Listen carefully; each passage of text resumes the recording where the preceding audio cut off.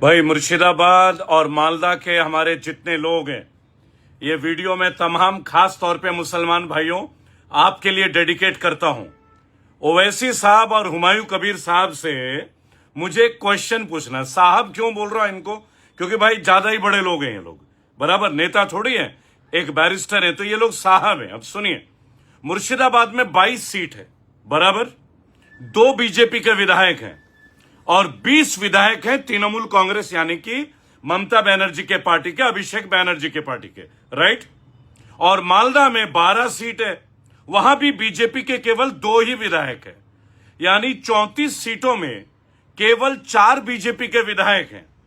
और ओवैसी जी और हुमायूं कबीर जो हैं बड़े बड़े रैली बना रहे हैं, कहां पे?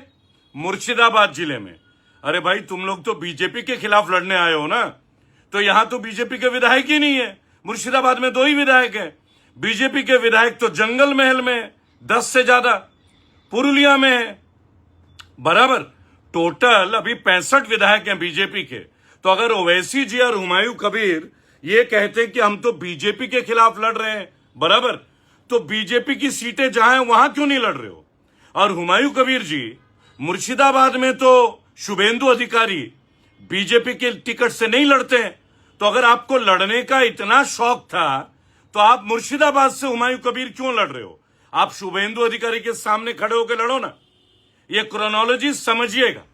एज ए सोशल एक्टिविस्ट और एज ए जर्नलिस्ट ये बताना मेरा फर्ज है कि बंगाल को तोड़ने का और बंगाल को मरोड़ने का क्या प्लान बनाया बीजेपी ने। ओवैसी जी उठ के आ गए हैं भाई साहब यहां पे इलेक्शन लड़ने, बोलते हम बीजेपी के खिलाफ लड़ेंगे। योगी मैं उत्तर प्रदेश आ रहा हूं, मेरी बात तो सुनो। अरे जहां बीजेपी के विधायक हैं वहां लड़ो ना। मुर्शिदाबाद में तो 2 ही विधायक हैं, एक बहरामपुर में और एक गौरी शंकर जी जियागंज के। यहां 20 सीट तो टीएमसी के। तो यहां पे प्रचार क्यों कर रहे हो? सारे कार्यक्रम तो मुर्शिदाबाद में कर रहे हो।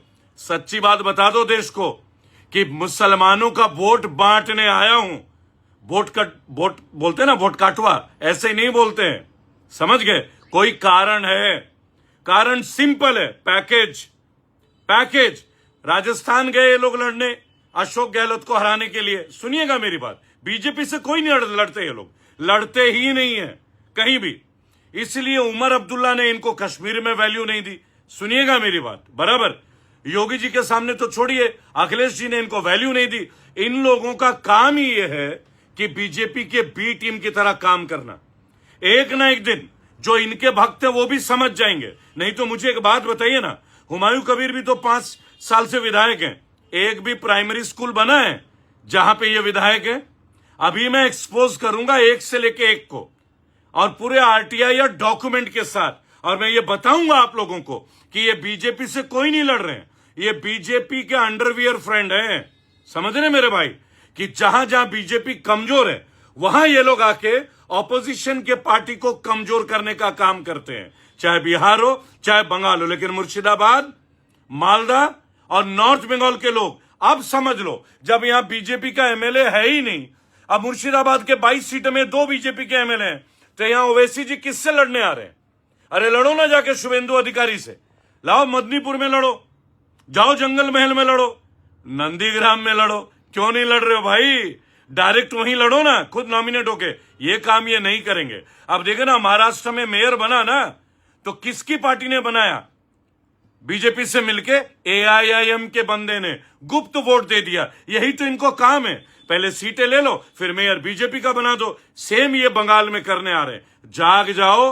जाग जाओ। इनका कोई फाइट नहीं है बीजेपी के साथ, ये आए ही नहीं है। अरे ये तो बीजेपी के पाले हुए हैं सब के सब। एक बात बताओ, जो बंदा बाबरी मस्जिद बना रहा है उसको Y+ सिक्योरिटी दिया जा रहा है। बीजेपी तो बाबरी मस्जिद के विरोध थी, तो Y+ सिक्योरिटी क्यों दिया जा रहा है? कॉमन सेंस की बात है। क्योंकि हुमायूं कबीर 2019 में सांसद का जो चुनाव लड़े थे बीजेपी की ओर से, और आज वो छाती ठोक के बोल रहे हैं हम ही बीजेपी का हराते एसएचई, मैं बीजेपी को हराने आया हूं। अरे मेरे भाई, बीजेपी तो है ही नहीं मुर्शिदाबाद में, 22 में केवल 2 सीट है, तो आप लड़ कहां रहे हो बीजेपी के साथ?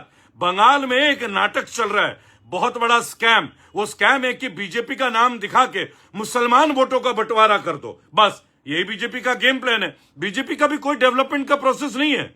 उत्तर प्रदेश में 7 एयरपोर्ट बनाए पिछले साल, साथ में 6 बंद हो गए, लेकिन आप लोग हैं कि कुछ बोलेंगे नहीं।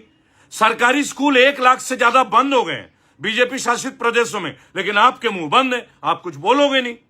महंगाई बढ़े, सिलेंडर बढ़े, कुछ भी करे, आप तो बोलना ही नहीं है। तो मेरी एक बात सुनिएगा बहुत अच्छे से, रुपया यूं ही नहीं गिरता। मोदी जी वाली बात है, देश का प्रधानमंत्री कमजोर होगा तभी तो रुपया गिर रहा है, यही तो मोदी जी ने बोला था। अब चूड़ियां नहीं दी जाती हैं, अब स्मृति ईरानी गायब हो गई। अब आप समझ रहे हो ना, देश में एप्स्टीन फाइल का 2nd वर्जन चल रहा है। अशोक खरात, बीजेपी लीडरों की पत्नियां, बड़े बड़े मंत्री को पत्नियां, भाई 100 से ज्यादा तो वीडियोज आ गए हैं।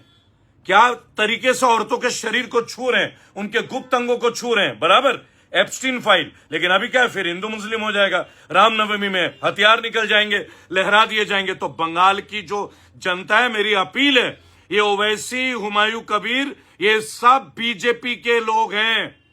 डायरेक्ट बोल रहा हूं मैं ये बात। और मेरी बात सुनिए, अब मैं आर्मी के, पैरामिलिट्री के, वॉर वेटरन्स के साथ, कारगिल वॉर वेटरन्स के साथ, पुलवामा शहीदों के परिवार के साथ, अब मुर्शिदाबाद में हम लोग वॉक ओवर कर रहे हैं। और हम लोग वॉक ओवर करेंगे, मार्च पास करेंगे मालदा में, ताकि लोगों को सजग किया जाए। देश के प्रति एक जिम्मेदारी है, बंगाल के प्रति एक जिम्मेदारी है। बंगाल तो दिखे नीते देबो ना बीजेपी दिखे, बस এটা প্রাণ নিতে দেব না। বন্দে মাতরম, জয় বাংলা।